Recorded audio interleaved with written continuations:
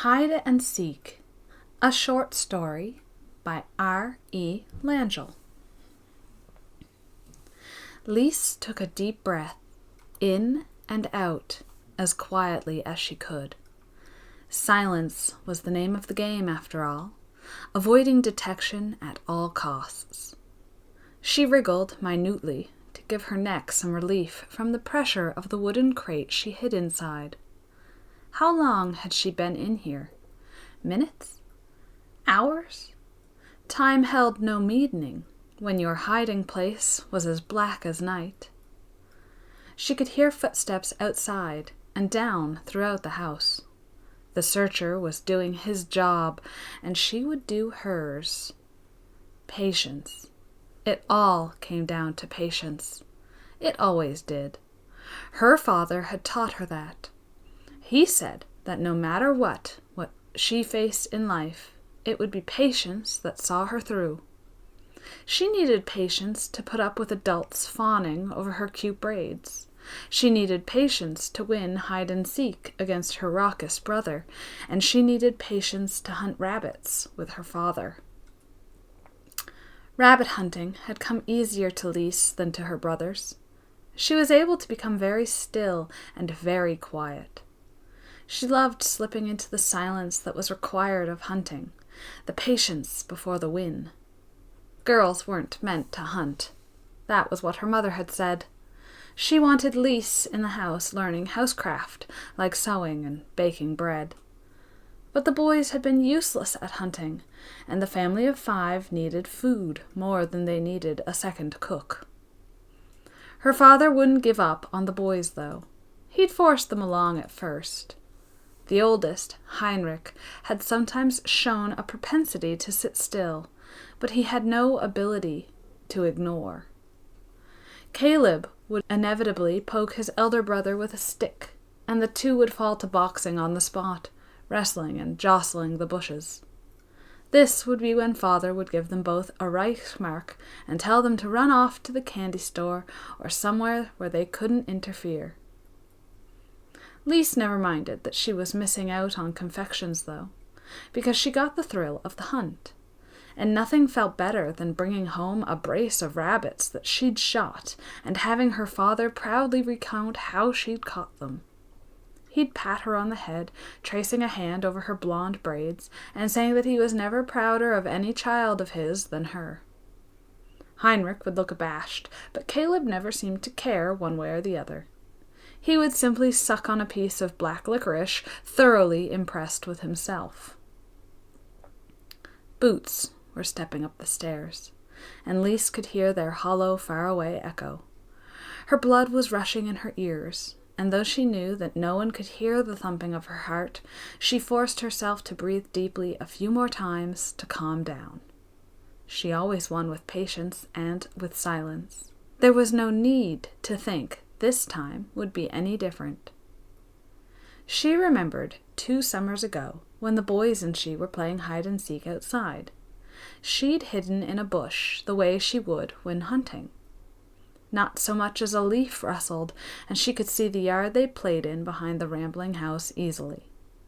Heinrich was the seeker, and he was walking calmly around the yard in his gray shorts. Even Lise could see where Caleb was, and Heinrich was meandering toward the tree in a non-direct fashion. Heinrich could have been a very good trapper, if only he'd set his young mind to the task. Caleb had no idea he'd been spotted. As Heinrich came nearer the tree, Caleb dashed out like a frightened hare and raced toward the back door. Caleb was smaller than Heinrich, but he was faster nonetheless, and was about to touch the door's frame when he tripped over his own feet. Lise willed herself not to react, lest she shake the bush. Heinrich reached down and lightly tapped Caleb on the shoulder, snapping his overalls for good measure laughingly. Winning came at a cost. Lise very rarely got to participate in the chase or the general cacophony of laughter that arose from the boys every time they were caught. Every once in a while she was tempted to give herself away just so she could have the pleasure of that interaction, but she never could bring herself to do it. Now, as she hid in her box, listening to the steps coming up toward the attic, she felt no such temptation. Her small hand gripped tightly a necklace that her mother had left her. She bowed her head around it as she waited with bated breath. How long had it been since she'd seen Mother? She could no longer remember. Her father had taught her patience. Her mother had taught her dignity. She had told Lise over and over again that fear was fine, but showing it was not. A woman must be seen to always be in control of the situation, or men will think they've gotten the better of you. That was what her mother always said. But she'd betrayed her own teachings when the men had come at last. That was when she had given Lise the necklace. "Keep this safe, Lise. It will protect you," she'd said, right before the men came in their shiny boots and clean caps. Lise had taken it, wore it now, but she did not believe in its power, not at the moment anyway. It had not kept her mother safe, so why should it protect Lise now? Her mother's face had been contorted in fear, and she'd been nearly hysterical when the men carried her out of the house they'd last hidden in. Lise had then been hiding in another box, but that one had had slats that she could see through.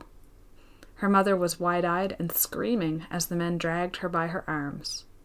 Lise had been trying mentally to impart to her mother the dignity that she'd been taught to display, but it was moot. She was in a box, and her mother was, while hysterical, looking everywhere but the box. Perhaps so as not to draw attention. At any rate, that loud and fear-filled experience had been the last time Lise had seen her mother. Her father and brothers had been gone even longer. Her brothers were shipped away a year beforehand, and her father had gone with them. Lise had been so upset to be parted from her father. She'd always felt that they would have had a better chance together. They were the hunters, after all.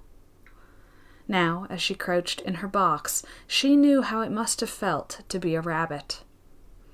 The feeling of the medallion in her hand was numb. Her fingers had been closed around it for so long and so tightly pressed that she assumed her palm to be cut by the pointy ends of the star. She waited, trying to think of anything except losing or being stuck in this box forever. This was her worst fear every time she climbed into the crate, that someone would come along and place something heavy on the lid, and that would be it. Lise would be trapped forever. She forced her mind to visit a meadow to avoid hyperventilating. It had happened before, and she wasn't about to give herself away now. She was close to winning this round, but also to losing it. One sneeze, one bump of her head against the wood, and it would be all over. She'd lose. There were figures in the attic now. They were standing there in the doorway. She knew this attic better than the backyard she'd spent most of her young years in, but she'd been living in this attic for the better part of a year. The family had taken her in from the house that her mother had been busted in. Lise had been told that she was near France, and the family had been trying for the last year to find a way to smuggle her out and over the border. Likely she'd be shipped out in the box she now resided in. She didn't really know why she had to get to France, but she understood that she hadn't hunted or been in the sun for ages, and the freedom she sought was across the border of Germany. Or that's what people told her anyway. Suddenly, the crate top was lifted off. A rush of cool air by comparison to the stuffy little box rushed over her, but it was of no relief.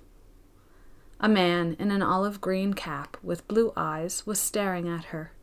Her heart was racing. He lifted her out of the box and stood her on her feet. She had no shoes. She'd outgrown them and had never gotten time to find new ones. Her grey smock was too small and her stockings were too short. Knobby knees wavered as her legs got used to her weight again.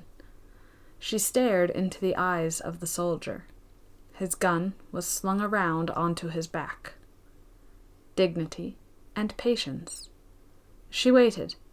The two soldiers were looking at each other and then at her, then at her hand, which was still tightly gripping her necklace. The man who'd lifted her from the crate peeled her fingers back.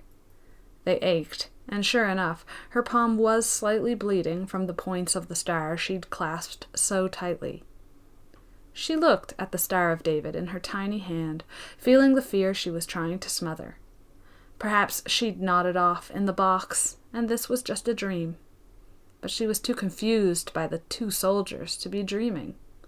They were gentle. They had not manhandled her the way they wrestled her mother. Was it because she was so little, and they felt no fear of her? The other soldier's eyes were brown, and his black boots were muddy, and he came forward toward her with light steps. "Come on, then." He held out a hand, but Lise didn't take it. "Pick her up," ordered the other. Lise felt the floor leaving her feet, but she did not protest. Dignity. She would go with dignity.